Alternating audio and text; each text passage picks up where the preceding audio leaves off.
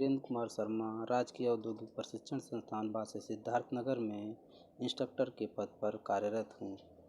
आज हम आप लोगों को फिटर ट्रेड से रिलेटेड टॉपिक मार्किंग और मार्किंग टूल्स के बारे में जानकारी देंगे कि मार्किंग होता क्या है और मार्किंग टूल है क्या, इसका प्रयोग हम कहाँ पे करते हैं, मार्किंग करते समय किन किन टूलों का हम प्रयोग करते हैं। चलिए आते हैं, व्हाट इज़ मार्किंग। मार्किंग क्या है? किसी कोई भी काम करते समय या कोई भी जॉब बनाते समय या कोई भी डिज़ाइन करते समय सबसे पहले हम क्या, कोई किसी भी वस्तु की डिज़ाइन करते समय सबसे पहले हम क्या करते हैं, मार्किंग करते हैं। फिर उसके बाद कटाई करते हैं, कटाई के बाद हम जो है फिनिशिंग करते हैं। चलिए, मार्किंग वस्तु के डिज़ाइन के आधार पर वस्तु में मार्किंग, केंद्र बिंदु, बाउंड्री लाइन आदि खींचने की प्रक्रिया को हम क्या कहते हैं, मार्किंग कहते हैं। या सीधे सी एक लाइन में हम कह सकते हैं कि निशान लगाने की प्रक्रिया को हम मार्किंग कहते हैं। चिन्हन, जितना अधिक चिन्हन या मार्किंग, दोनों का मतलब एक ही है, चाहे चिन्ह लगाना चाहे मार्क करना। चिन्हन या मार्किंग जितना अधिक यथार्थ होगा, जॉब उतना ही अधिक अच्छा और यथार्थ बनता है, जिससे पता चलता है कि जॉब से कितना धातु काट कर निकालना है। या मार्किंग से हमें यह पता चलता है कि मार्किंग कारीगर के लिए गाइड का कार्य करती है। आइए चलते हैं चिन्हन के उद्देश्य के बारे में। चिन्हन करने के क्या उद्देश्य हैं, किस उद्देश्य से हम मार्किंग करते हैं। मार्किंग करने से बार बार जॉब नापने की ज़रूरत नहीं होती है। मार्किंग से समय की बचत होती है। चिन्हन रेखाएं कारीगर के लिए गाइड का कार्य करती हैं। जॉब को अस्वीकृत होने या रिजेक्ट होने से बचाया जा सकता है।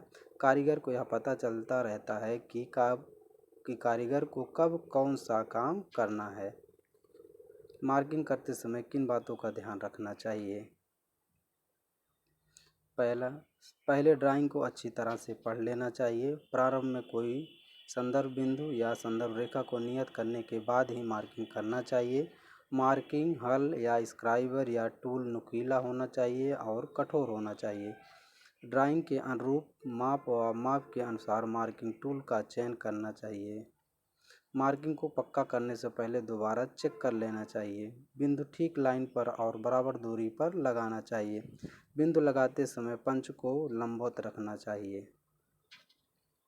Marking media. मार्किंग मीडिया है क्या? मार्किंग मीडिया का प्रयोग करने से निशान बहुत अच्छी तरह से या स्पष्ट से दिखाई देता है, इसीलिए हम मार्किंग मीडिया का प्रयोग करते हैं। मार्किंग करने से पूर्व मार्किंग मीडिया लगाने से धातु पर लगाया गया निशान अच्छी तरह से दिखाई देता है। मार्किंग मीडिया कितने प्रकार के होते हैं? या बेसिकली 4 टाइप्स के होते हैं: सफ़ेद रंगाई, पर्सियन ब्लू, तूतिया, लेआउट मीडिया। तो सफ़ेद रंगाई में आ जाता है चाक का लेप लगाते हैं। सफ़ेद रंगाई क्या है? सफ़ेद रंगाई, जॉब की सतह पर सफ़ेद पुताई करने के लिए निम्न प्रकार के घोल प्रयोग किए जाते हैं, जैसे साधारण चाक का घोल, साधारण चाक का मिथाइलेटेड स्पिरिट में घोल, सफ़ेद लेड पाउडर का तारपीन के तेल में घोल। यह सबसे अधिक प्रयोग में लाया जाने वाला मार्किंग मीडिया है। कास्टिंग या फोर्जिंग की गई सतहों पर मार्किंग करने के लिए सफ़ेद रंगाई का प्रयोग किया जाता है। दूसरा है पर्सियन ब्लू। इसका प्रयोग मशीनिंग की गई सतहों पर किया जाता है। जॉब की सतह पर बहुत बारीक परत फैलती है, लेप को सूखने में अधिक समय लगता है। पर्सियन ब्लू के लेप को सूखने में ज़्यादा समय लगता है। मार्किंग बहुत स्पष्ट और एक्यूरेट होती है। ये जो फिगर आप देख रहे हैं, ये फिगर है पर्सियन ब्लू। आइए अगला प्रकार है तूतिया। नीले तोते को पानी में घोलने पर या सफ़ेद रंग का घोल प्राप्त होता है। इसको और अधिक क्रियाशील बनाने के लिए कुछ बूंदें सल्फ्यूरिक एसिड का डाल देते हैं, जिससे इस सतह पर लगाने से या सतह को कॉपर के रंग में बदल देता है। इसका प्रयोग केवल स्टील के जॉब के लिए किया जाता है। परिष्कृत की गई सतहों पर मार्किंग करने के लिए इस मीडिया का प्रयोग किया जाता है। इसका लेप लगाने से पहले सतहों से तेल, ग्रीस आदि को साफ कर लेना चाहिए। ये फिगर आप जो देख रहे हैं ये तूतिया का फिगर है जिसे कहते हैं नीला तोता। आइए लेआउट, अगला प्रकार है लेआउट। यह एक प्रकार की नीले रंग की स्याही है। मार्केट में यह कई रंगों में उपलब्ध होती है। यह जल्द ही सूख जाती है। मार्किंग बहुत साफ सुथरी होती है। परिष्कृत सतहों पर इसका प्रयोग किया जाता है। चलिए अब आते हैं मार्किंग टूल। मार्किंग करते समय किन किन टूलों का प्रयोग किया जाता है।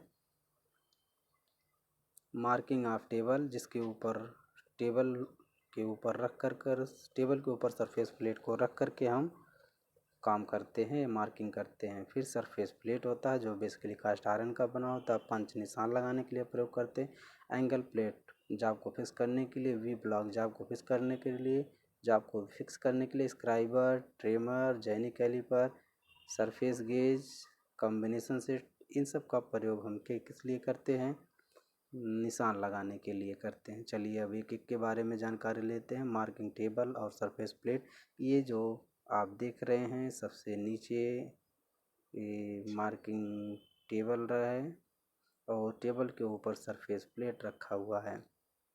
सरफेस प्लेट यह कास्ट आयरन का बना होता है। यह कई साइजों में होता है, परंतु 50 गुणे 50 सेंटीमीटर स्क्वायर और 100 गुणे 100 सेंटीमीटर स्क्वायर अधिकतर प्रयोग किया जाता है, जिसकी मोटाई 2.5 सेंटीमीटर से 7.5 सेंटीमीटर तक होती है।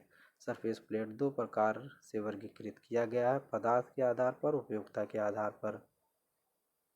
अगर आप देखेंगे पदार्थ के आधार पर ये तीन भागों में बांटा गया है। कास्ट आयरन की सरफेस प्लेट, ग्रेनाइट की सरफेस प्लेट, ग्लास की सरफेस प्लेट। और उपयोगिता के आधार पर जिस तरह की ज़रूरत है, जैसी ज़रूरत होती है उसी हिसाब से हम सरफेस प्लेट का प्रयोग करते हैं। सरफेस प्लेट की उपयोगिता विभिन्न ऊंचाइयों पर समांतर लाइन खींचने में इसका प्रयोग करते हैं। सरफेस प्लेट पर दो वी ब्लॉक रखकर उन पर किसी बेलनाकार जाब को रखकर उसका केंद्र ज्ञात करने में प्रयोग किया जाता है। साइन बार के द्वारा जाब के किसी कोड को सही जांच करने के लिए किया जाता है। सावधानियां क्या क्या होनी चाहिए। साफ व ढक कर रखना चाहिए सरफेस प्लेट को। अनावश्यक औजार सरफेस प्लेट पर नहीं रखना चाहिए। कार्य प्रारंभ करने से पूर्व तेल आदि साफ कर लेना चाहिए। कार्य समाप्त होने पर पुनः तेल लगाकर ढककर सरफेस प्लेट को रख देना चाहिए। गर्म जाब को सरफेस प्लेट के ऊपर नहीं रखनी चाहिए। एंगल प्लेट, ये जो यह कास्ट आयरन का बना होता है, यह कास्ट आयरन का बना होता है। जाब को किसी विशेष एंगल पर सहारा देने के लिए इसका प्रयोग किया जाता है। जाब को नट और बोल्ट की सहायता से एंगल प्लेट पर क्लैंप करते हैं। इसका साइज लंबाई गुणे चौड़ाई गुणे ऊंचाई से दिया जाता है। ये कई प्रकार में होता है, कई प्रकार के पाए जाते हैं। Fixed angle plate, adjustable angle plate, box angle plate. ये आप फिगर जो देख रहे हैं फिक्स्ड एंगल प्लेट का है, ये एडजस्टेबल एंगल प्लेट का है और ये बॉक्स एंगल प्लेट का है। ये बॉक्स्ड एंगल प्लेट का है। आइए अगला टूल है डिवाइडर, जो माइल्ड स्टील या हाई कार्बन स्टील का बना होता है। इसकी दोनों टांगें समान लंबाई की व नुकीली होती हैं। नुकीला बनाने के लिए आयल स्टोन का प्रयोग किया जाता है। इसका साइज रिवोट और पिवट के सेंटर से पॉइंट तक की दूरी से लिया जाता है। ये जो आप फिगर देख रहे हैं पहला, ये डिवाइडर सिंपल डिवाइडर है। और ये देखिए ये स्प्रिंग जॉइंट टाइप डिवाइडर, यहाँ से यहाँ तक के स्प्रिंग, इसको साइज, इस डिवाइडर का साइज दिया गया है। ये पेग कहते हैं इस भाग को, इस यहाँ स्प्रिंग कहते हैं, ये फ्लूकर्म कहते हैं, ये बॉल है, ये नट है जिसे एडजस्ट करते हैं, ये वाशर लगा हुआ है, ये लेग है। ये हो गए डिवाइडर के भाग। जेनी कैलिपर्स, इसका प्रयोग करते हैं समांतर लाइन खींचने या बेलनाकार जाब का सेंटर ज्ञात करने के लिए इसका प्रयोग करते हैं।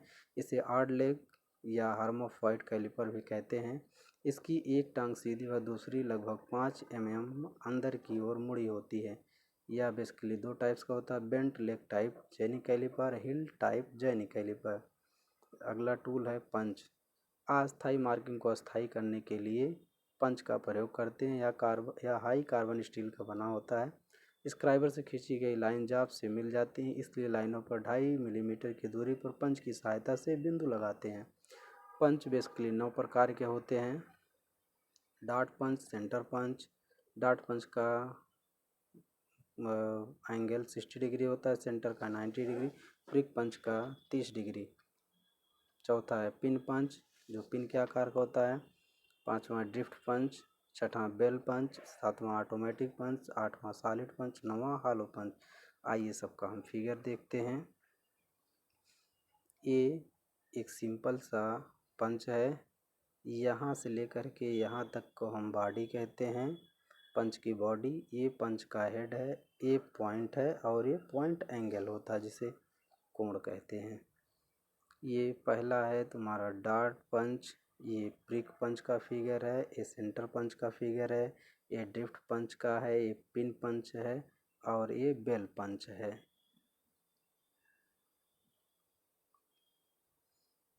ये ऑटोमेटिक पंच है, इसमें केवल बटन दबाना रहता है, ऑटोमेटिक निशान लग जाते हैं।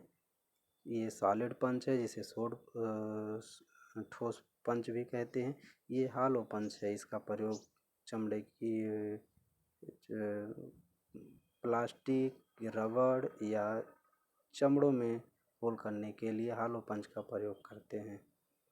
आज का टॉपिक यहीं पर समाप्त होता है। धन्यवाद।